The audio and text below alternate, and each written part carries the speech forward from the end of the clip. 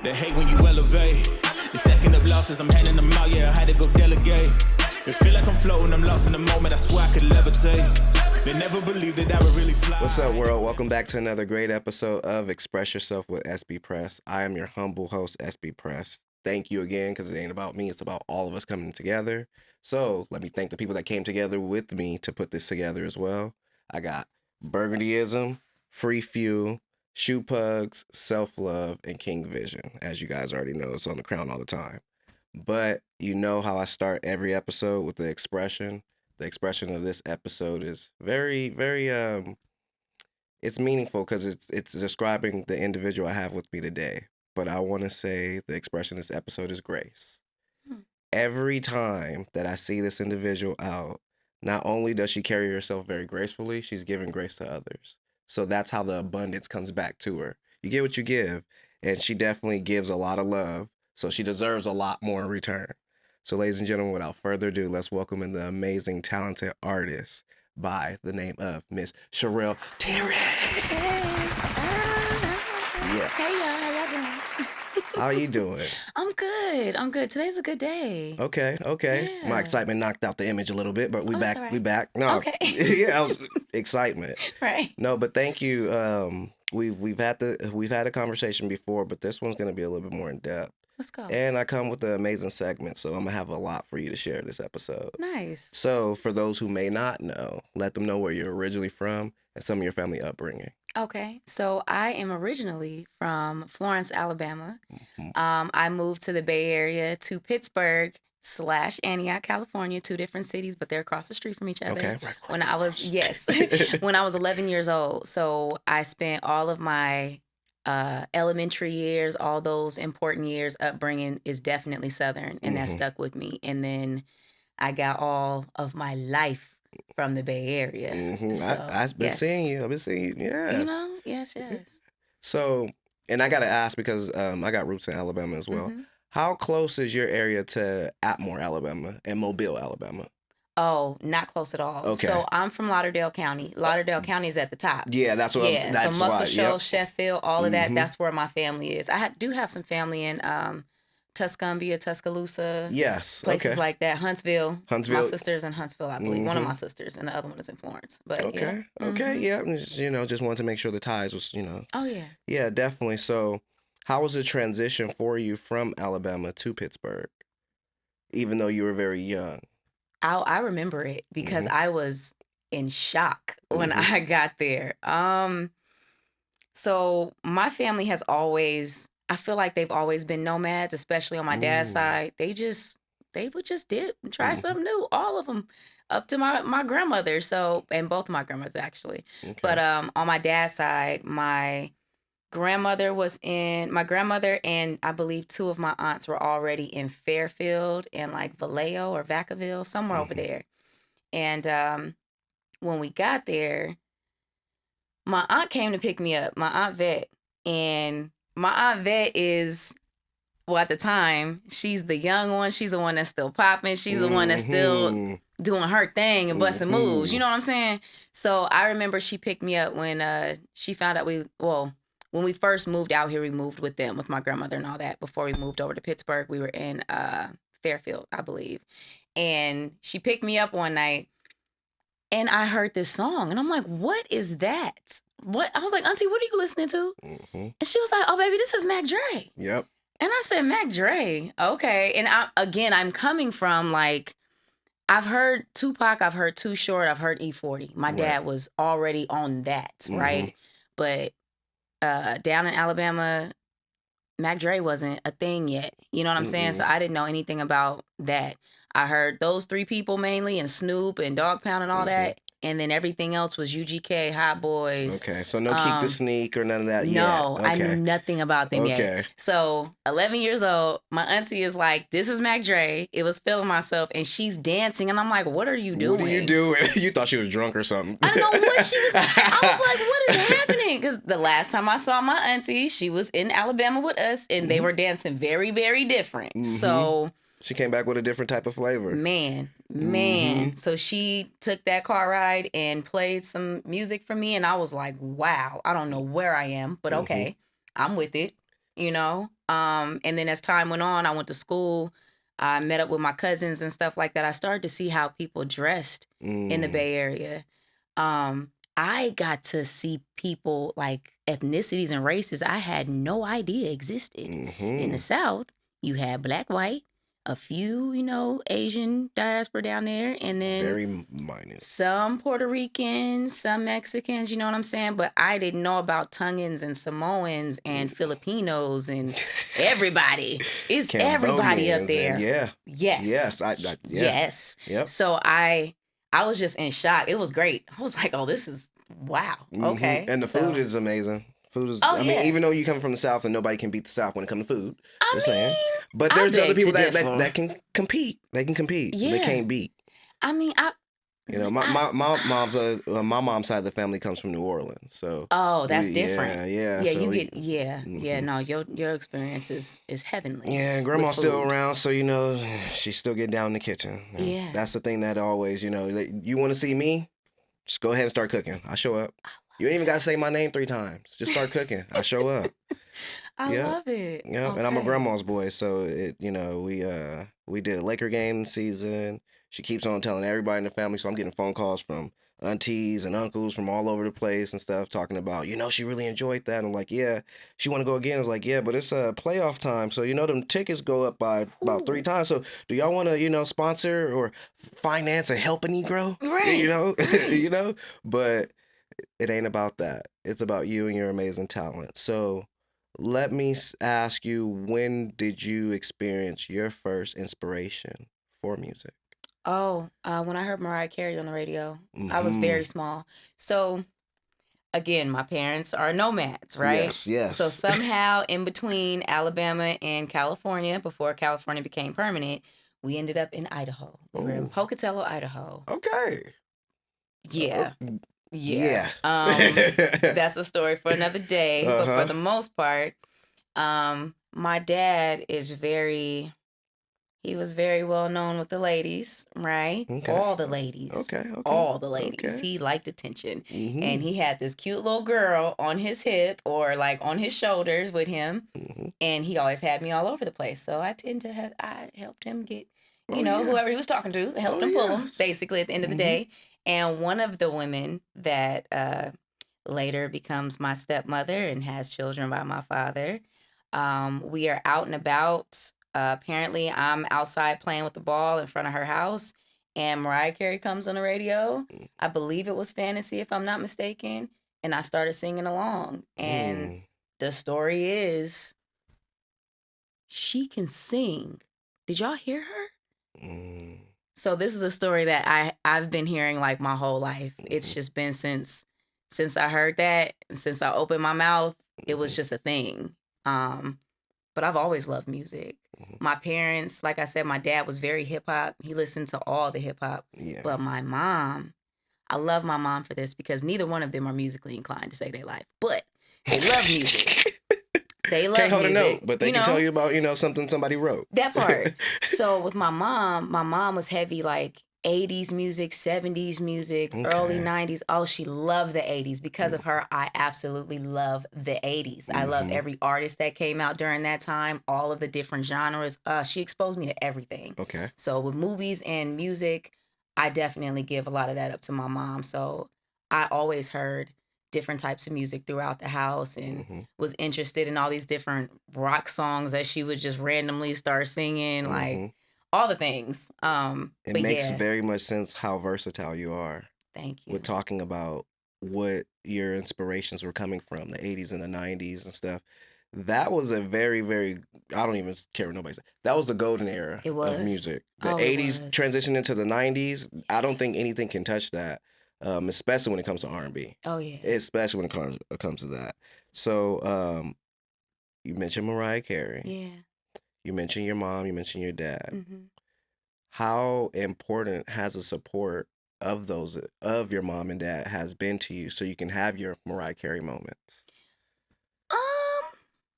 So support was ooh, with my parents. Okay. Yep. Let me My hear about the parents- nomads. My Let me hear. parents were young. My parents were very much into themselves. They were very much figuring things out as they had children in the household and children outside of the household. Um, they loved to tell everybody that I could sing. They loved that part. That part was easy. That's free. Like, oh, she could sing. Sing right now. Do all the things. So they loved that part, right? In school, I was always in plays and things like that. Anything that allowed me to use my voice, creative writing, all of that, poetry, stories, all of it. So I had them in that way where they were like, oh, my baby has something. I did not have them in the way where it actually manifested into tangible support. Right. So at the time, there was no like, oh, let's put her in this. Let's get her in this. Let's keep her focused on this. Let's give her that extra push. Yeah, it wasn't anything like that. Okay. So I would get that from my teachers. I would get that from coaches, instructors, anybody who experienced, or got to see it early. They always talked to my parents. But again, my parents were at a very interesting time in their lives where they were still young and still. Look at you again, showing grace. I got to, especially because now I'm a parent, so I understand. You know what I mean? But yeah, so I didn't get that where it was like they're gonna put me in this, they're gonna make sure I'm doing this, they're gonna put me in all the shows. It was more so like, Mom, my teacher said there's a talent show coming up. Can I do the talent show? Well, as long as I ain't got to work or they can come get you, then you could go. And it's like, okay, you know what I'm saying? Like. But things like that. So a lot of my support at the time came from outside the household when I was younger. Okay. And you talked about something that I want to dive a little bit more into because you're a parent. So what is the change that you didn't have that you are for your children now? Oh, I am like a super supporter. As soon as I see you got something, we are on it. Like, oh, what are we doing? I love it. So with my son is my oldest. He's 17 now. So with my son, two things were consistent with him when he was younger. He loved cars. He loved basketball. I already knew it was going to be one or the other.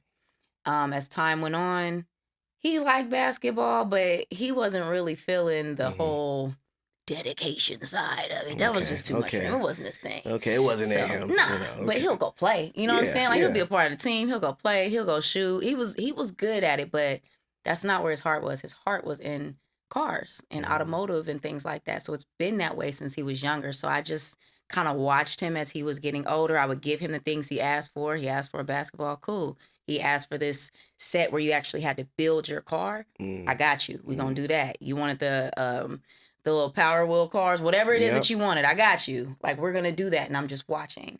So now he's a senior. He's already been accepted in a trade school for automotive. There we go. He wants to do engineering. He wants to work for NASCAR. Talk that talk, Supermom. Talk that talk. All the things. So my son is going to correct me when he hears this because he's going to be like, Mom, it was this. And all I know is that it's automotive. He mentioned NASCAR. They're going to get him job placements. It's the whole thing. I think he said it's UTI in Long Beach. Something like that.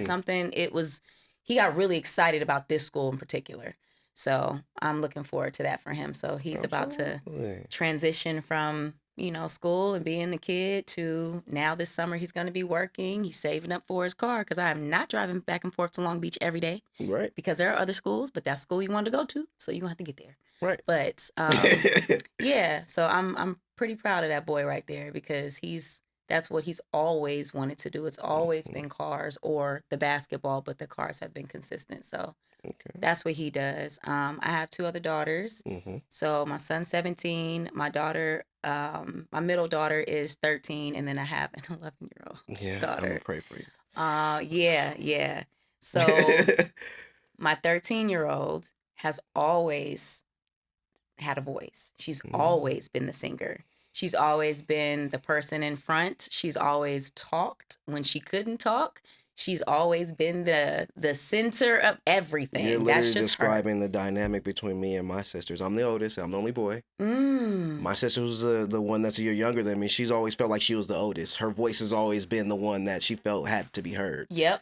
I'm the silent assassin. So I'm the one when they make the mistakes in the shadows, I come out to fix them. And then I got the youngest one who's a knucklehead who you'll tell her, don't touch this, this is hot. And she's looking at you as she's doing it because she knows you got the Neosporin and the alcohol to save her. So she purposely is about chaos for no reason. Oh, for no reason. Those were my TT, kids. you already know. Oh my goodness. I told my mom too, because I them. was a little bit like my sister Shanice, who's a year younger than me and everything. We were practically inseparable. Everybody still to this day think we're twins. Wow. So I tell everybody, everybody's like, "Dang, you mellow," and everything's like, you take the aggression from both my sisters and combine it. That's what I used to be. It's just I've mellowed out because now we have another one. I got my niece. Okay. So it's like I don't want her being all crazy and everything, like, you know. Got you. But definitely just be more graceful, be more patient with everything, and also be a student too as I'm teaching. That's what people fail to realize. They think that as you're the older one, you're the only form of wisdom, but you have to still seek that. So being a parent, what is it that you I guess avoid telling your kids not to do? Avoid telling them not to do? Mm-hmm. Give me an example. Okay, because so we always let people find their friends and everything like that. We don't try to be too impressionable on the decisions that they make in those terms, because it's also character basing. Got you. So do you have situations to where you're telling your son, hey, stay away from them girls? Do you have situations to where you're telling your daughters, hey, stay away from them girls, I don't like how they treating people, like those type of situations? Got you. Okay, so I give my kids as much game as I possibly can in real time. Right. And I like to say that parents have superpowers, especially moms. Okay. And we just know that something is going to happen before it does. And so I have gotten to the point where I just somehow give them game right before the situation, and they still take the other way. Oh, gosh. Every time. And I'm like, see, we had this conversation though, didn't I tell you?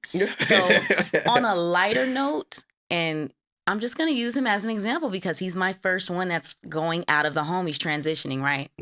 So right now, my son is heavy into bikes. He loves to ride bikes. He likes reselling bikes. He's trading bikes. He's all deep in it, right? And he came across a bike not even a month ago. And it was something about this bike. And I said, son, hold on to this one. This is the one that you don't need to sell, do anything with. Please hold on to this bike. He went out one night and was like, Mom, I'm going for a ride. Came back with another bike. And I said, son, I don't think you should have gotten rid of that other bike. It was a specialty bike. It had something to do with Camp Fognog or something like that. Wow. Yeah, it was fire and it was in beautiful condition. Yeah, he traded out and ended up coming across a bike that was stolen. And then now he's trying to flip this bike. That's stolen. The people who were looking for that bike, they know it's their bike and they reach out to him. Now, by the grace of God, because my son he's in this thing where he wants to do it on his own now. So he doesn't want mom involved. I'm like, okay, I'm just concerned about safety. As far as the knowledge and all of that, and you setting things up, I feel like you got it. Right. But sometimes just meeting up with strangers is just not a good idea, even for adults. So that's so true. He was like, Mom, I felt bad, and I met up with them and I gave them the bike back. And I said, good job. Good job for doing that. He was raised right. You know what I'm saying? He gave that bike back. He was like, yeah, they reached out to me. They told me for sure it was their bike. And they drove all the way out here. And I just gave him the bike. He was like, Mom, now I'm out of a bike. I said, yeah, you are. You are. And why is that? You didn't listen to your mama. I felt that. Mama, I listen to you sometimes, you know. Now listen to me and bring me my food. I'm waiting. I'm waiting. You know, I'm still a growing boy over here. I'm waiting. It's not like my son with snacks. Can I get some snacks? Can I get some snacks? No, you can't get no snacks from me. But yeah, that's just like a lighter lesson that he had to learn. But it was heavier for him because it's transportation. So now he's looking at transportation differently. And so it was a real lesson that he had to learn coming into it. But that's one of the lighter ones. He's had other things, you know, they've had other growing pains, other situations throughout school. Girls, when we lived in Atlanta for a little bit. Oh my goodness. Hot Atlanta? Yeah. Woo! And them girls hot in the pants. Let me tell you. They came for my son so quick. But my son is also very like, He's very reserved, very stand-up kid, very respectful. You know what I mean? On top of being handsome, just saying. But yeah, so immediately he went from because we've lived all over again. I'm jumping cities and states, y'all. But just know we be traveling and stuff. So we lived in San Diego for a long time. That's where my kids got a lot of their roots. My son has a lot of his friendships are based there. One thing that he struggled with though is like dating, because that's a very interesting place to be in when you are a Black child looking to date. Absolutely. Especially if you're interested in other Black children. It's a thing. It's not really an experience when you're young. It's not until you get older. So going to Atlanta, he's getting a lot of this attention he didn't get before. And it was really because of the demographics. He's like, no, now you're with Black women or Black girls, and they see you. They see you. Where we were at before, unfortunately, it wasn't either allowed for those girls of other races to date. We get lost in the sauce. Yeah, that kind of thing. So he had that experience, which I loved for him, but at the same time, I had to step in. Had to call somebody's mama. Had to be like, hey, man, you need to talk about your child and mine. Your child. You know what I'm saying? But I am glad that he had that experience because it definitely allowed him to see himself and that he is attractive and that he does have something to offer and things like that. He didn't know that before. So it was good he got that experience too. But yeah, the bike thing woke his game up because now he's walking again. And I'm like, see? Back to using the 210, your 2 feet, 10 toes, buddy. Yep. So, but yeah, so that was my example for that. So transitioning over to music, can you give us a few examples and lessons that you had to learn as you came through?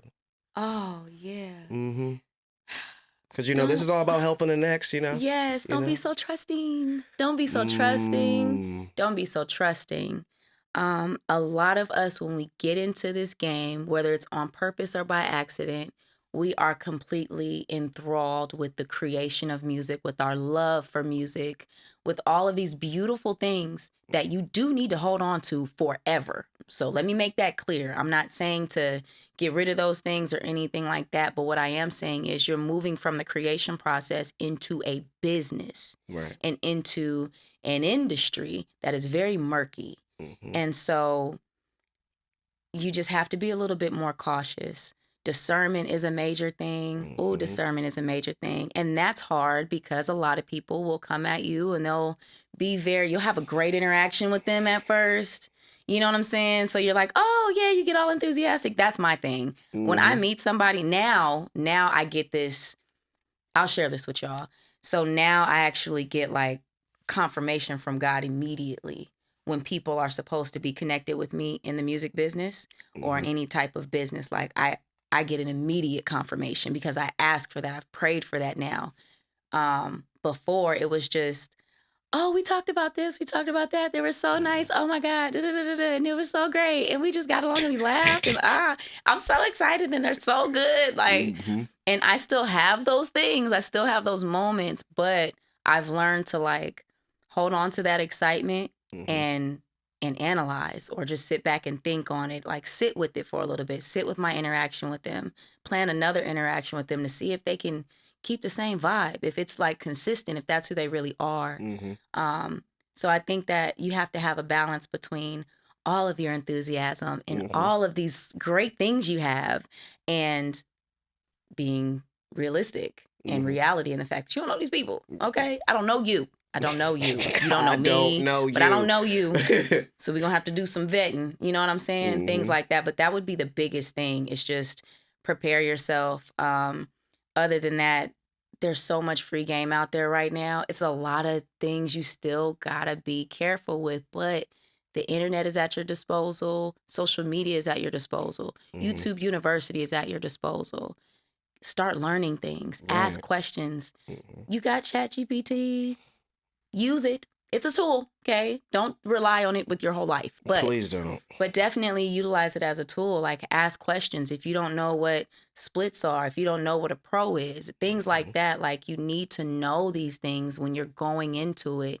So I would just say, just study and just completely dive into your craft and not just the creation part. You have to do the things that don't feel good, that take a little bit longer, that are like could be boring Yeah. in order to make something pop with this creation of yours. Hmm. So those are my things for that. Sharpen the tools Yeah, and add versatility to yourself. that too. If you're just one track minded, it won't go that long. Right. Mm-mm. And if you just don't want to learn, and you have to, like you said earlier about being a forever student, Mhm. that is something that I actually describe myself as. Mhm. I am a forever student. I'm constantly learning. I'm retaining information. I'm Yep. retaining interactions, Each one teach one. experiences, all the things you have to. Hmm. You have to in order to get better, to grow, all those things. And let me say this: every time I see her out, it is always more love. So thank you. I appreciate you so Yeah. much. And again, I have an amazing segment called Blast from the Past, Okay. where I took some stuff. I do some digging on here as well. Took some stuff, add some things, and I'd like you to add your thoughts and how these moments made you feel. Okay. Okay. Boom. Okay. Mm-hmm. So this was fire. Talk about it, because you did mention San Diego. I So I did. definitely wanted you to, shed some love to them, because they show Gotcha. some love to you. Yeah. But talk about how important it is to not only give but receive love in this industry, where it can be very murky or inconsistent. Oh, it's so important. I'm just now, over the last maybe 2 years, starting to feel Mm. loved and embraced and welcomed. And I've been doing Mm. this for a very long time, Mhm. since before I was a mother. And this is the first time where I feel like, oh, I belong here now. Mm. For a long time, I didn't feel that way. Um, and that was just in every situation. I felt like I was ostracized. I wasn't supposed to be there. I wasn't as good and all these things. And I don't feel like that anymore. I know who I am now. And Mhm. people a lot, they know who I am now. They Oh, see me. I'm 1,000%. seen. I had to wait to speak to you because there was like somewhat of a line starting of people that want to say hello. Wow. Yeah, no, I'm not even joking. Ask Pops. He'll tell you. Wow. He'll tell you. And thanks, Thank shout you. out Pops, man. Shout out Swift Records. Shout out Ruggo. Shout out the whole family over Yeah. there. They're amazing. They are so amazing. I have way more episodes from Pop's production function to release. I'm sorry that I've been more in studio working on these other acts and stuff, but nevertheless, I will be dropping more content from that day, because there's a lot of other incredible artists that you guys need to get more familiar with and show more love and support towards, because they deserve it. Yeah. Mm-hmm. And I just want to say this too. We, as creatives, Mhm. because we are doing so much and we have so many skill sets and so many talents, right? Sometimes things get realigned, not Yes. pushed back. So I just want to share this with you. Like, don't apologize Mm. if you have to go a different route right now. That's okay. That is the route you were realigned to take for the moment, if that Mm. makes sense. Absolutely. So I'm learning to do the same thing. Like, no, I can't do this right now. This is for later, but this is what I'm doing right now. This is what I've been repositioned and realigned and redirected to do. You gave me the chills right now. It's scary that you said that. When you're saying that, that's exactly something Kenyon says. Oh, wow. And he opens the door as He you're did right now. Ooh. See, Oh. didn't I just say Alignment, God gives me yes. immediate confirmation when I'm talking to the right people, I'm in the presence of the right people. Mhm. That was the confirmation right there. Thank you. In real time. Mhm. And on Oh, camera. And on camera. Yes. Yeah, we going to clip that for sure. Facts. And I got way more for you Okay. as well. Let's and take then them that San back. Diego thing, sorry, I never even answered it. But Okay. for San Diego, that was a part of the San Diego Pride. And I wasn't just a spotlight for a music artist. I was a spotlight for my waist beads, because I make waist beads. Yes. I sell waist beads, authentic ones and all that good stuff. And it's like a whole thing for me and a whole nother side of me. So it was dope that they did that. I definitely want to take them back to the Okay. beginning. Talk about that right there. Oh, so this is my big sister. This is my big sister. Mm-hmm. Her name is Brittany Dominique Davis.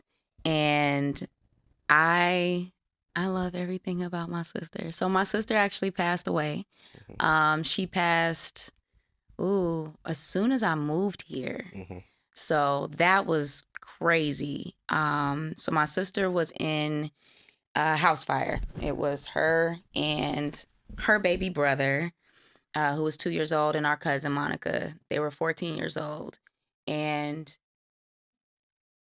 it was, the whole thing was crazy and tragic. But what's even more wild is that it happened on a day where I spent time at her house. So I was at her house a lot. I was under my big sister a lot. We got introduced later on in life, like as I got a little bit older. So my time in Alabama, once I met my sister, I was completely, that's my big sister, like all up under her and all the things, completely locked in. She was one of my heroes growing up, one of my role models, my idols, all the things. She did everything. She played every sport. She modeled. She could sing. She could dance. She was gorgeous. Everybody knew her. Like my sister was, oh my God, everything in Florence. So yeah. So that's my big sister. Her name was Brittany. And yeah, I absolutely miss her and think about her every day. And she just had a birthday, January 9th. But every time I'm doing like music or anything like that, even when I look at my daughter, my middle daughter looks just like her. It's a trip. She acts like her too. She's definitely spicy like my sister. My sister was real hot Cheeto. A little bit. A little bit. That's you know, your kid. spicy pickles. You know, bring it back down south. Yeah. But yeah. So yeah, that's my sister. I love her. And that's crazy that you mentioned the kiddos. So I transition over to this. Oh yes. Okay. So like I said, I do some digging. Yeah. So when my babies were like younger and they were fun, because right now, you know, they going through things, hormones and whatnot. But music has always been a thing. So once I was like in it, it never stopped. So my kids are in it. They're exposed to it. They sing, they dance, they do theater, they do all the things. My son has a great ear for music. So when they were little and we go on these road trips or anytime we got in the car, I would listen to new music with them. And so they would like, perfect example. I think Ari Lennox came out with Whipped Cream.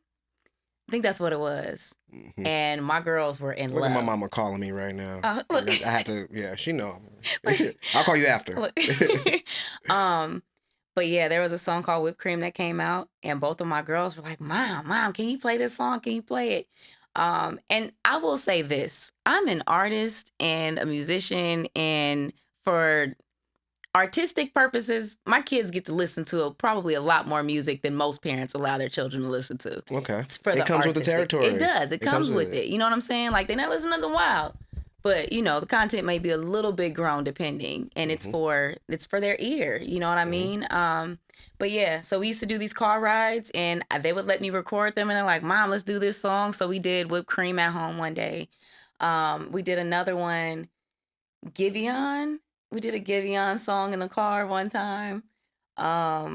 It was a lot. We used to do that all the time. So that's like one of my favorite memories about being a mom and having my kids with me. We always did these videos together and people loved it. When I would post it, they'd be like, look at your kids. I'm like, yeah, we all sing as our thing. That's what we do. That's what we do. So that's what you do as far as with them. Yeah. Now let's talk about what you do as far as a superstar.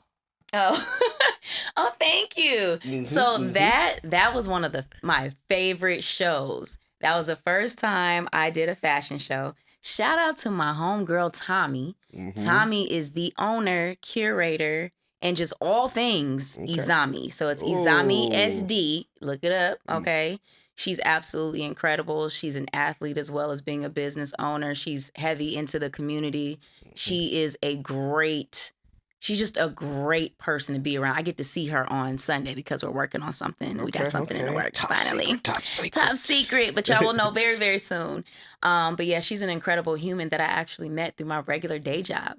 And I never would have thought we would be here and we'd have a friendship and, you know, business partnerships and things like that. But that was my first time performing at one of her events, and it was a fashion show. It was my first fashion show, and I loved it. I was like, oh, I like this fashion show. I was like, what? I could be over here while they're walking, and I can look at their stuff, and I can walk with. It was a whole thing. So that was one of my favorite shows that I've ever done. Okay. But yeah. Talk about how important and how good it makes you feel to see yourself on flyers. It's great, because I'm like, I can see me. Like, people can see me. It's always good to have the tangibles, right? And to be seen like, no, we're featuring her. Like, she's someone that I want y'all to look forward to that's going to be at my event. Like, that's big. That's big. Everybody doesn't get put on flyers. You know what I'm saying? So I again, it's one of those things that make me feel like, oh, y'all see me, I'm appreciated. Like y'all you're telling people to look forward to my performance. And she was really big on that. Just even now, I'll make a song today and she'll post it every day for the rest of the week. She just enjoys my music and all that type of stuff. So, and she's very genuine with it, with anybody that she supports. So I'm definitely glad I got to be a part of that. Support is very powerful. Yes, support a sport. I coined it. Don't nobody else say it. Okay. If you say it, just know it came from Cherell. Okay. But yes, we're gonna make put that one out too. support a sport. Now, Yes. this next one, the reason why I go into that What's that? is how dangerous is that? Oh, entitlement is very dangerous. Talk about it. I deal with that a lot, where people feel very entitled to me. They feel entitled to my time, to my ideas, to my creativity, to just being in my face. A lot of those things. And I know it's because a part of it is because I set a tone when people interact with me. Right. When I give them access to me, I'm not giving you 24-hour access. Right. But I am giving you access. Like, call me, text me, you know what I'm saying? If I'm available, I got you. Right. I'm very genuine in that way. And I think sometimes people abuse that and they feel entitled to it. Like, oh, Cherell will pick up the phone or Cherell will do this. And it's like, no, she won't right now. Cherell is busy. Cherell's with her children. Cherell is at a writing camp or She's doing her own recharging thing. herself. You know what I'm saying? Like, yeah. I'm so you don't not- just fully deplenish her. which is something that I've come from. Because early on in my career, up until about 4 years ago, I was depleted and people were doing it openly and you could see it physically. Like it was a whole thing where it just manifested physically what I was going through with people, what I was allowing people to do to me, to what I was giving and didn't leave anything for myself. I was making sure everybody else was good and you could see it. And it just, I'll never be that way again. So my boundaries are definitely up there. You're literally reading it. We're here because I was literally going to say, talk to them about how important it is, not just as an artist, but as a woman, as a mother, to set boundaries. Oh, you got to set boundaries. So being in the music industry, I like to say that anytime after 10 p.m. is musician hours, right? Because I'm used to that. I'm used to either being in a studio or being at an event or being on the phone creating or being on live, my Instagram lives, things like that. But just because I'm up at that time or you think I'm up at that time does not mean you just have the free will to call me and blow up my phone after that time. You better be in the studio with Kendrick and Kendrick want to work with me. Within the variables that she just said. Yes, it better be something, some money involved, an emergency. I need to get to the studio because this person, something. It has to be something that's going to make me want to answer this phone call. You know what I'm saying? Otherwise, why are you calling me? Why are you wanting to have a conversation right now at 11 o'clock? We ain't not like that. But again, it's because I set a tone. It's because I make people feel comfortable and things like that. So I've just learned to immediately speak up. That's a boundary I need to work on because I be getting phone calls at the worst times. And it don't even be, hey, I just need some advice. This couldn't wait until 8 o'clock in the morning? Right. This couldn't wait until like functional time? Right. You got to interrupt the sleep that I barely get? I'm a light sleeping insomniac, so it's levels to it over here. So do not disturb my peace. Right, That's what I'm saying. So I have to set a tone immediately now. So it's like, yeah, you can call me. Just make sure you text me first. Text me first. I got these hours, so hit me before these. I say it while they're already like, we're already in it. And we've exchanged the energy and they feel comfortable. I've learned to do that then and not wait till later, because if you wait till later, they start saying, oh, well, she's acting funny. Oh, she's not answering the phone. Oh, and that's why I'm like, no, let me say it now. I got you, but please. But we're also at the point, and I agree with everything you just said, but we're also at the point to where people know what they're doing. Yes, they do. So it's a situation of like, you know what you wouldn't tolerate, so why force someone else to do so? Right. So yeah, be upfront from the beginning so you don't have to explain yourself in the end. But also, we all too grown to be playing and beating around the bush and, excuse my language, pussyfooting around certain situations. Right. Just say what it is. Exactly. So yeah, I'm mad right now. You know? If you need to know the answer to that question, I'm mad. All right? And I'll say this too. One thing that I really don't, that gets me angry, because I don't get mad a lot. I know. Like, I'm not. They was like, "How's he mad? He's so calm." I'm not mad. I'm just kidding. right. But I mean, it's a good segue into this, because it's like I'm very, for the most part, I'm calm. Right. I've learned to be this way, to calm down. I've taught myself. I've had conversations with myself. I've done the work in order to really be more logical than emotional. And I will say one thing that absolutely pisses me off is when someone wants to exchange information for dating purposes or interested purposes, for personal, personal reasons, relationship things, whatever. You think I'm cute, all of that, and you cover it with music, because that is my time, that is my money. Please don't do that. That makes me angry in a way that I'm going to spaz on you. Like, I'm going to be a whole nother person real quick. I mean, it's still me. It's just you about to get the other side, because that's a big thing too. And that happens a lot. It's like, no, if there's no work involved, please don't call my phone. Don't even ask for my information. No, we can exchange information. No, because it's something else now. Right. And that's something I feel like women struggle with a lot in the music industry. That's a whole nother topic for another day. But the things that we experience are absolutely atrocious. I absolutely hate it. It's getting worse as time is going on, not getting better.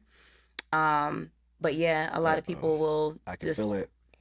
I can feel the devil's advocate coming out you know of me. Saying? All right, so now that we're there, yeah, let's do it. What do you do when you're a gentleman in the space? And for me, I'm always at these events and I'm really focused, so I can see circumstantial events to where you'll have someone using their charm, their exterior, to gain access in these spaces and stuff like that. Right. So what do we say to that? So it's all about duality. Yeah, yes. You know, what I'm speaking on right now is it's just for women in general in the music industry, but mainly to the ones that actually carry themselves in a way where we don't want any of that energy. We're not here for that. Going back to the women that you're speaking on, unfortunately, that is a thing. It definitely is a thing. It's a thing where a lot of men are having a lot of experiences from women that people wouldn't believe, or people are like, oh, well, you should be like flattered that she won't, you know what I'm saying? Things like that. And I don't like the double standard, but it is there. But I will also say this, a lot of those young women go in thinking that is what works, is because that's what they were told, or that's what they've seen on social media. So they immediately go in with that energy. No one ever talked to them before about, no, you don't have to do that. Yes, you are attractive. And honestly, sometimes that's enough to get you in the room. You don't have to fall all over a man. You don't have to be all in their space or do extra and put yourself out there like that. But because, again, of social media, one of the negatives about it, we see certain artists that are portrayed a certain way. They have a persona, right? And so you have these young women looking at that and they're like, well, I got to do the same thing. So let me go out there. Let me not put no clothes on. Let me go talk to him. He looked like he running it. Let me go talk to her, see if I could be her friend real quick. Things like that. So yeah, that, and all of that goes into the music industry side, not the business side. It's like the industry side. I watched something recently and a woman, I forgot who it was or what I was watching. It was like a podcast or an interview. And the woman that was speaking said there's 3 parts of music that you need to be, I think it was the lawyer. I got to look it up. I think it was a lawyer because I think her face came back to me. But she was basically saying there's music creation, there's a music business, and then there's a music industry. They are 3 different things existing in the same space. The things we're talking about right now, excuse my French, but industry shit. Yep. It's industry shit. You know what I'm saying? There's no etiquette there. There's no real business behind you taking your clothes off and walking. Exactly. And hidden agendas. Right. There's the user, the predators, there's a prey, there's the parasites, and the people who are willing to allow you to take a little bit, or you know what I'm saying? Give like them it's an inch, they take a mile. Exactly. But then, and this is what I'll say, because I'm a big time sucker for love. Y'all know. One of my favorite Tupac songs of all time. But What do you do if you're in those situations only? You're not looking for anything, and things just so happen to come your way and stuff like that. Like you're not looking to date, but it just so happens someone genuinely comes at you the right type of way. Because I always tell a lot of people, if a person doesn't come correct, don't let them come at all. Right. So even though you may not be there for it, how do you go about someone going about it the right way if they're trying to approach you? And they're in music? Yes. I mean, I've honestly gone away from dating anyone in the music industry. But I have had that happen where someone was genuinely like wanted to date me, liked everything that I'm about. It's good that I'm a mother. They love the fact that I'm a mom. Like all these different qualities, and as flattering as it is, if it's someone, and I'll just use one person as an example. They are someone that I value in a way where I would not want to risk a relationship or dating experience not going well, because that can change everything. Absolutely. And so because I value that person more so with business, more so with the companionship we have right now, I wouldn't do that. I agree too. Even if they're genuine. People can be genuine with how they feel all day. Very in much. the moment, how they felt all year. It's all genuine. It's all a part of them. That does not mean it's the right decision. Or you're the right person. You know what I mean? So it's all nice and it feels good. And it's like, damn, like, thank you. I appreciate that. I really am flattered. But this is where my mind is right now. I don't want to risk it going left.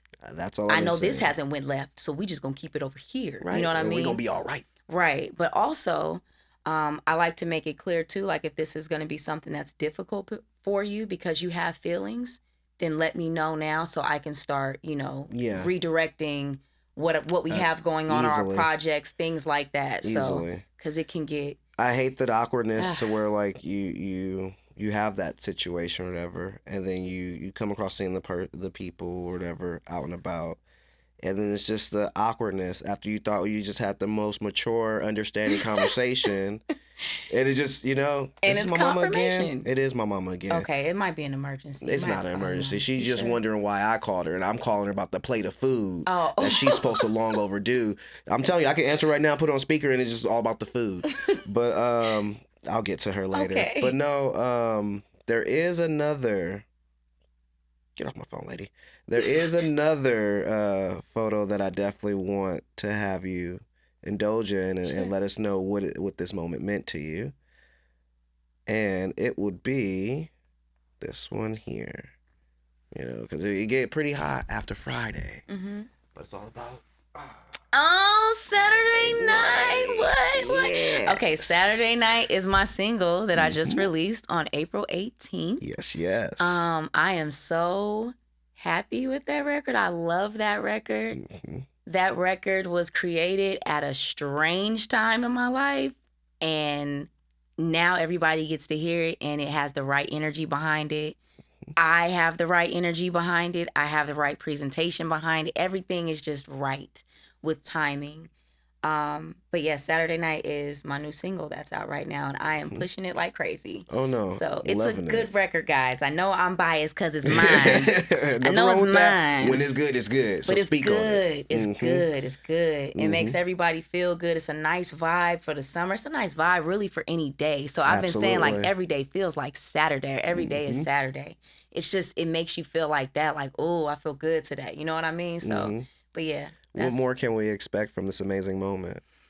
So I'm working on a lot of things. I know. As an artist, because I have many hats, but as an artist, I'm actually working on a project with that producer specifically. We're working on a West Coast project. Okay. It's a nice bridging the gap because I'm going to shout him out. It's J.R. Swift's. There we go. J.R. Swift's is from the East Coast. So he hails from Virginia, from New York, heavily rooted in all the spooky music, all the boom bap, like the Okay. drums, all that. So if y'all Mhm. don't know who J.R. Swift is, you need to look him up. Or get familiar. just wait for when I have him sitting across from me, You know what I'm expressing saying? himself. When we get him to California, because come on, JR, you gotta come You on. gotta come- You gotta come to Cali. Come to the one land, time. brother. Yes. So, but yeah, he's an incredible producer. And when this song came along, it was my birthday. Me and him have had a friendship for quite some time, since right before COVID Okay. hit, somewhere around there.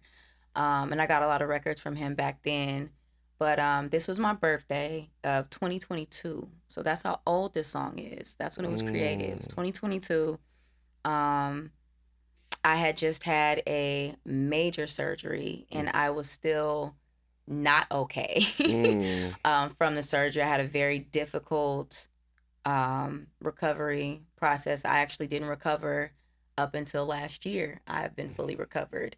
So at this time, we were at this, well, I was like, I just want to spend my birthday in the studio. So I found a studio, reached out to these guys. I reached out to a few of my friends, my music friends, and I was like, hey, you know, it's my birthday. If y'all want to come through for a session, please come through. Here's the address. 2 people showed up. 2 people showed up. One was Parker. One is another artist that I don't work with anymore, but she's absolutely incredible. And we had one version of that record. So that whole day, I booked up, I think 12 hours. I was just in there. And then we ended up working on Saturday night. So when JR sent that, I think it was a couple of days before or something, I was like, who did this? Who did this? You did this? Thank you. Right. Because it wasn't like I didn't believe he couldn't do it. It's just I've never heard this sound from him before. So I'm like, oh, that's what we're doing. So I played it at the studio. All of us were like, what is this? Parker knows best. Me and him have been acquainted musically since maybe 2016, 2017 through I'll say through Jay Hatch. Jay Hatch had may he rest in peace, but Jay Hatch had something called iStandard. So it was iStandard for producers. They had iRights. There were different competitions that happened across the country. From that, I met the bulk of my friends that have been long-term friends for me in the music industry, and now they're personal friends to me. There was this whole group of producers called Bounce Gang at the time. There were a whole collaborative conglomerate, whatever you want to say. It was so many of them, and all of them were incredible. Parker was one of them. Parker is one of these people I like to call a unicorn because he could do anything. He could literally do anything musically. So as soon as he heard it, he immediately hopped in his bag and was like, oh, I got something. And went in there and cut the record so fast. I was like, it's that we when got you the get hook. that feel, when you get it, it's real. Because it doesn't happen with every record. But when it happens with the record, I promise you, you know right then and there, this is going to do something because it just comes. So he did the hook. I hopped on the end of the hook. Both of the artists laid their verses at the time. I went home to lay mine because I wasn't feeling well. So I went home to lay mine. And after I did it, I was like, oh, that's what we're going to do. And I still held on to it for a while because it wasn't quite right. The timing wasn't right. I was healing. It took me some years to heal. I revisited the song in 2024 after I moved to Atlanta. And I was like, all right, guys, we're going to go ahead. We're going to just go ahead and put this song out with all 3 of the verses. We're just going to go ahead. And we put all this work into it and all these things, but something just wasn't right. It wasn't right with the energy. It wasn't right with things on the back end. It just wasn't right. And so I pulled the song. And I got with my homeboy Parker. I got with J.R. Swift. So I'm like, hey, we need to rework this because it's a really good song, but it's not right. So we reworked it, decided to keep me and Parker on there, which made sense because me and him are already both on the hook. So it's like, we're just going to do 2 verses. It'll be me, it'll be you. We both come on a hook. Boom. It's done. And when we did that, it hit. And I was like, this is the right one. It made it what it was supposed to be. Exactly. So even though it was a little bug in everybody's ear and they heard it over time, now people are like, oh no, what is that? It's something more to it. This is something, yes. There's a different feeling. It's being received now. Before I was like, it's out there, it's cool. But now it's being received, held on to, shared. reposted. Now it's being played. Yep. Now, you know what I mean? We Now picking it's up like what you putting down for sure. all those things. So yeah, that song is one of my favorites. I'm really proud of that one. Went through a lot while we wwere creating that one, and 4 years later, here we are, and it's out. I'm proud of you for persevering through the tough times to continue to make that a masterpiece. Yeah. Because that's what it is. And it's feel good music for all seasons. It ain't just got to be no summer anthem. No, but it is you summery. can literally jam to that on the way to the club. You can jam to that going into Taco Bell or Jack in the Box after the club. Facts. You can. It's you in the morning, early as hell, going to the gym. Yep. Leaving the sauna. It's any moment because it's a feel good moment. Yeah. Definitely. Yeah. So I did have another feel good moment for you. What's up? This will be the last one because I know things going on. But we did lightly talk about this. What did this moment mean to you? To be able to be embraced by another amazing artist, being that you're an amazing artist, but you also had your girls with you. I did. I had to bring them out for that. So going back real quick to like my parents and them not being capable and able to really pour into really all of their children the way that we probably would have wanted them to. I know that me and my children share music heavily. Like I said, we all sing, we all dance, we all love it. We all listen to our favorite artists.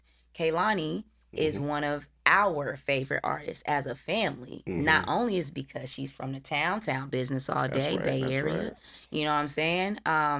I'm not from the town, but the town, I grew up always in the town. We always went there for everything. All my homies, everybody. Yeah. But yeah, she's one of the greats that come from that area that means so much to me, that raised me.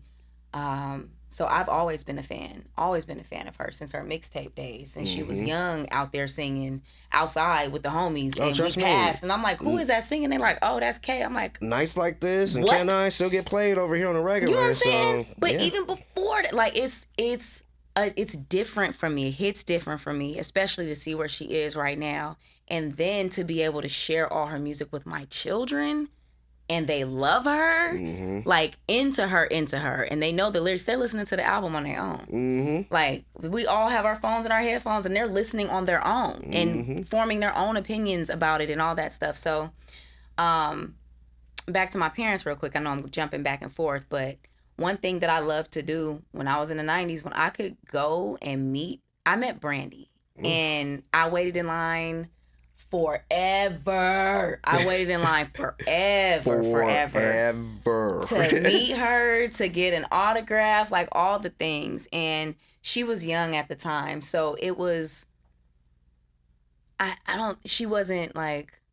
She was Brandy, and she was definitely talented in all the things. She was still a kid, so like the meet and greets. She wasn't fully coming into her own as Moesha yet. You know what I'm saying? So I'm not gonna say I had a bad experience because I didn't. It was just when you're a kid and you like. This is before Brandy's Cinderella movie. Right. Yeah. So it's like before, you don't know how these people are. You don't realize when you're a kid that they're people, they're humans, right? So they may not have the best attitude. They may not be the most talkative when you meet them. They may that doesn't come to mind for you. You're just like, oh my God, it's Brandy. You know what I'm saying? Like I listen to you, I do all the things. Oh my God, so it's like one of those. But I love that experience. I love that everybody was in line with the poster and all the things, and we were all outside and ready and just all of these things. It was just one thing that was great about the 90s with music, with fans. It was so different. People, to me, seemed more involved with the music and not their business. You know what I'm saying? So this was, for me, an experience where I was like, you know what, y'all? This a meet and greet. It's down the street.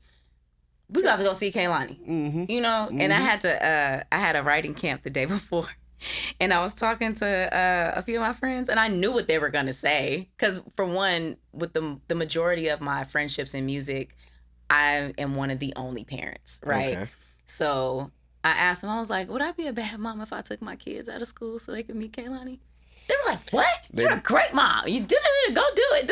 When Rihanna was in the projects for the TDE Summer Drive a few years back, they took my niece out of school. to meet her. She got a Okay. picture and everything, had the shoes on. So I love it. there's moments that need to happen. Thank My you. moment was just, we gonna take you out of school to go to the mall. But that's different.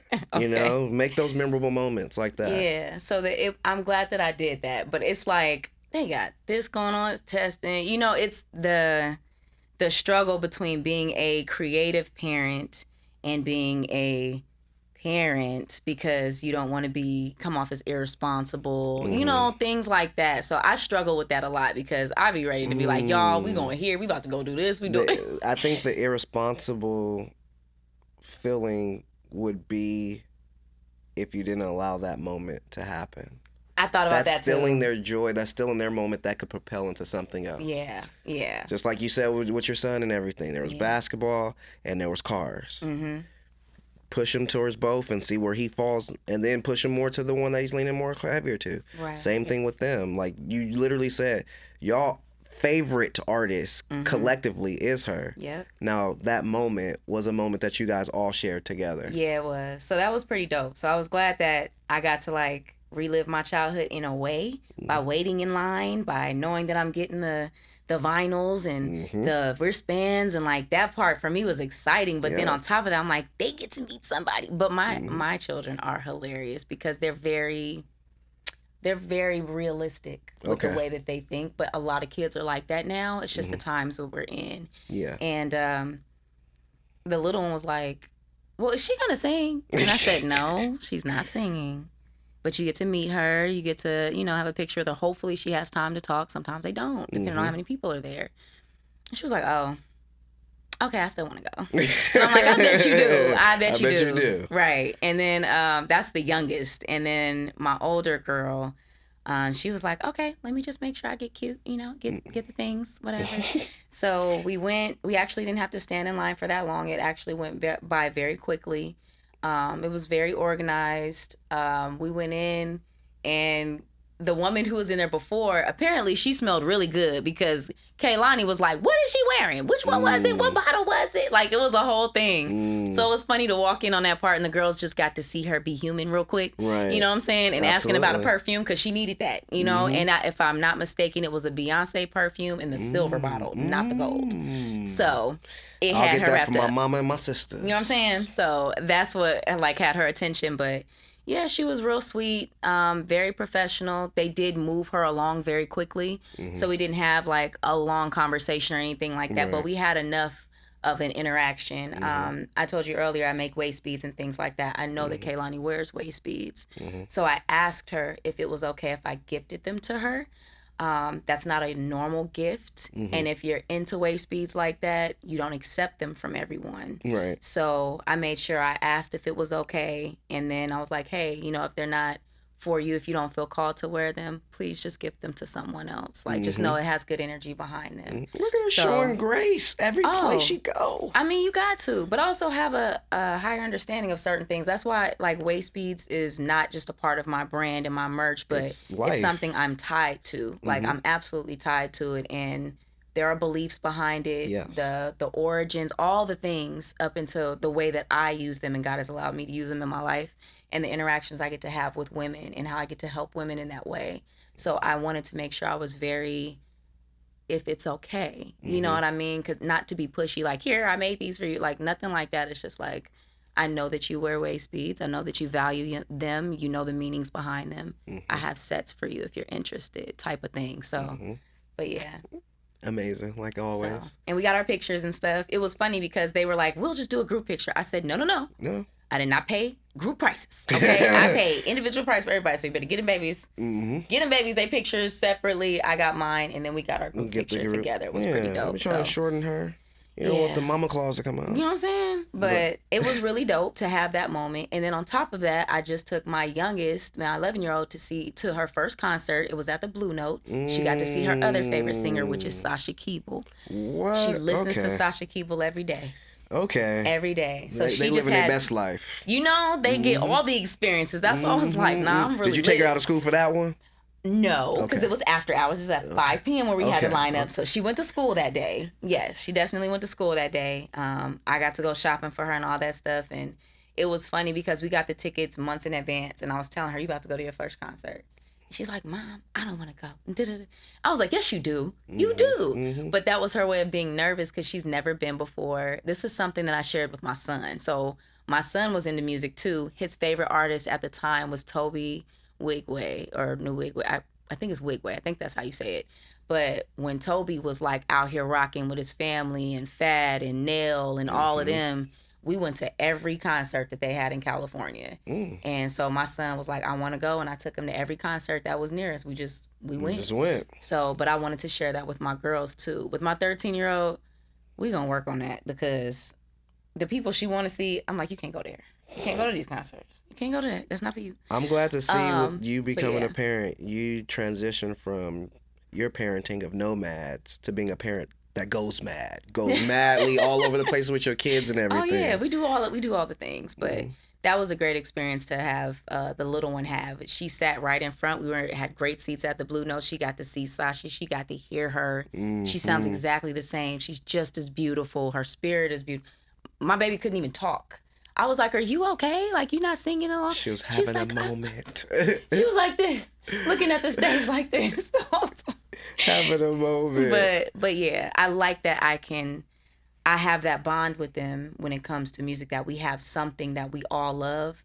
And I know that it's a little sprinkle that'll light up their life on top of the other things that they do. Because one is an artist, one is a chef. So I'm always buying the top-notch ingredients so this one can chef it up. I'm a taste tester over here, so you know what? I don't mind either. So I'm going to do something for her on her next birthday. Okay.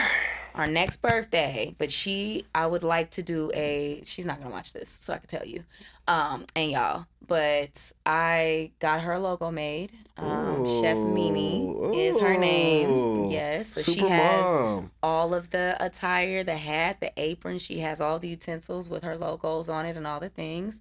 And we're gonna do a cooking show for her. I'm gonna do a couple of episodes for her, see how she likes it, how she feels about it, and if that's something that she wants to get into. But she cooks so much and so well. She don't even have me in the kitchen like that. Only when she don't want to cook. She's like, Mom, can you cook tonight? I'm like, you told me not to cook. She was like, I know, but I cooked last night, so I'm tired today. I was like, but she made the best ribeye that I have ever had in my life. That's saying a lot. That means that's 3 a days lot ago, of soul in that one. I was like, baby. I said, Amira, come here. She was like, what's wrong? I said, nothing. Nothing. This is perfect. This is too good. Perfect. Okay. Medium. And a real medium with the pink, not red, not, you know what I'm saying? The real. And she did that. So, like I said, I'm like the super, you let me know what it is that you love. I'm going hard in all those things and making sure that you continue in all of those. Well, you let me know when she cooking again. I got you. And I'm going to need me a plate. I got you. Okay. Yeah.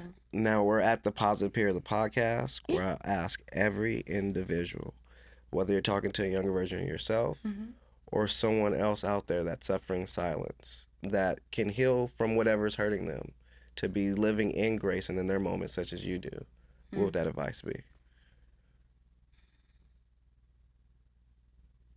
You have to forgive yourself and give yourself grace before you can give it to anybody else. I've had to forgive myself over and over and over and over and over and over and over again in order to become my favorite version of me as of now, which is right now. Well, so far, this version right here, I like her. You know what I'm saying? We doing it over here right now. But, the next version of me might be my next favorite. But in order to get there, there are things about yourself that you have to be willing to, just forgive yourself for. You grow up, like you're growing up. So the mistakes that you made back then, as long as you're not that same person, you learn from them, it's okay. Embrace the person that you were. Forgive yourself, and then let's move forward. Give yourself grace, but then let's move forward. And the thing that people don't talk about is you have to do that constantly throughout your life. You're never going to be the same person. You're not the same person you were last week versus 6 years ago versus 3 months ago. This is something that has to be a continual part of who you are and how you're getting through life. You have to continue to forgive yourself. You have to continue to want to be better, to want to improve. You have to continue to check yourself and not rely on other people to check you, or not rely, not wait for other people to check you. Mm-hmm. You know when you are about to do the fool or when you have and you need to correct that. Do that. Don't be afraid to make yourself better, if that makes sense. Absolutely. So we was locked because you were speaking to me without even realizing it. And I definitely do need to, I need to give myself a lot more grace, but I also need to not necessarily apologize to myself for the things that I have not accepted, but accept the things that I wasn't willing to at those particular times. Yep, that's how we move forward. Yeah, I feel that. And also, don't put so much pressure on yourself to be who you think you're supposed to be at that time. You're really meant to be someone else. This is just your ideals or the ideals that people have put in you, and that's really not what you're supposed to be doing. You know what I'm saying? Like, so pivot is another one that I think people need to please remember that word pivot, everyone. Don't get down and depressed if things don't work out the way that you thought they should initially. Pivot. Pivot in your gifts. Pivot in the knowledge that you've gained and the education that you've paid for and slaved over and all the things. Just pivot. It just success may not look the way that you idealized it to look like, but you can still be successful. You can still be all the things you want it to be. It just looks a little different. So don't be afraid to pivot. And have an open perspective. Yeah. So then you know, don't look at it as half empty. Look at it as half full. Right. It's about that right there. Right. Now, for the people who, you know, are listening and watching and falling in love with you, where can they find you and your incredible music at? Oh, so a couple places where you can find my music. So you can find me all over social media. I'm actually there posting on my page, doing stuff. It's her. It's me always doing stuff. So Cherell GT Vocals is how you're going to find me on Instagram, TikTok, Threads. So it's CHERELL GTVOCALS. I think I said that right. That was a lot. We're going to have it there. You're going to put it there. You're going to put all the things for you. So, you know, just in case I said something wrong, it'll be right there. But yeah, you can find my music all over. One thing that I have to mention, and it's a huge honorable mention, especially after talking about pivoting. Yes, I'm a recording artist. I love to record music. I'm always going to make music, all those things. But when it comes to pivoting, I am the curator of the Family Songwriting Collective. So I have writing camps that I host. I do one monthly, every third Saturday of the month here in LA. I also host writing retreats. The writing retreats are similar, except they're 5 days long, and we actually focus on the mental wellness and the well-being of the musicians that attend. So that is my passion project. That is something I've been doing since 2020. That's something I'm really, really proud of. Right now, I have a core group of people that I've been working with consistently, and I thank God for them every day, because I went from building community, which is always something that you should actively do, to now building a team. That's something I've never had before, was an actual team. And now God has put me in a space to do that, to build the team from the community that I've cultivated and been a part of and things like that. So the Family Songwriting Collective, FSC camps, every third Saturday of the month. If you're in LA, if you're coming to LA, you want to be a part of it, you want to see what we do, how we create, the purpose of the music, all of that. We push everything that comes out. We showcase all the music that comes out. Everything goes to sync. I have a catalog where we are just filling up the catalog, and I pitch it. You know, I pitch the whole catalog. Sync libraries are great. Music supervisor, all the third party people, middlemen, those are great options. But honestly, right now I'm really, like I said, building a team and going off of my relationships, and people really trust the way that I cultivate creativity and just the way that I put people together and the music that comes from it. And they're entrusting me with giving them all of these beautiful masterpieces, and they'll go wherever they need to go. So I make music, I do writing camps, I executive produce. I'm only smiling because it's like, I was going to bring up the writing camps, but she brought it all up, so I'm just like, sorry. No, you did great. But yeah, I vocal produce, I do vocal arrangement, I arrange production, all the things. I play whatever role is necessary for the record, and I'm okay with that. So, Yeah, I hear it. Get with it or get lost in the sauce. you know what I'm saying? You know, and y'all know what to do at this point. Hit that like and subscribe button. Leave a comment down below or get in the DMs. I see and respond to everything. Again, it's not about me. It's about all of us coming together and making this as great as it possibly can, and having more people help people stop suffering in silence and hiding their hurt so they can heal from it.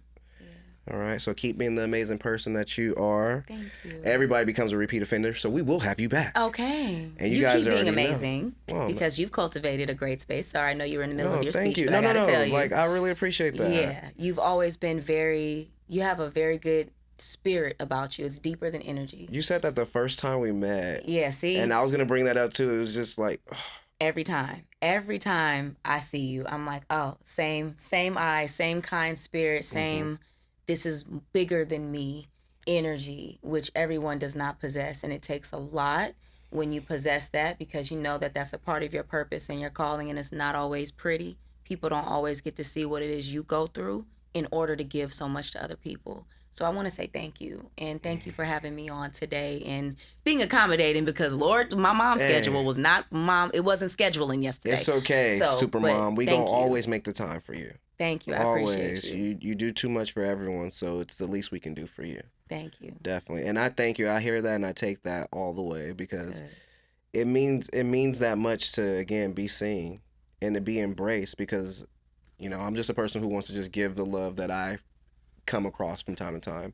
Each one teach one, but it's mainly also, at some point, we become the wise ones. Right.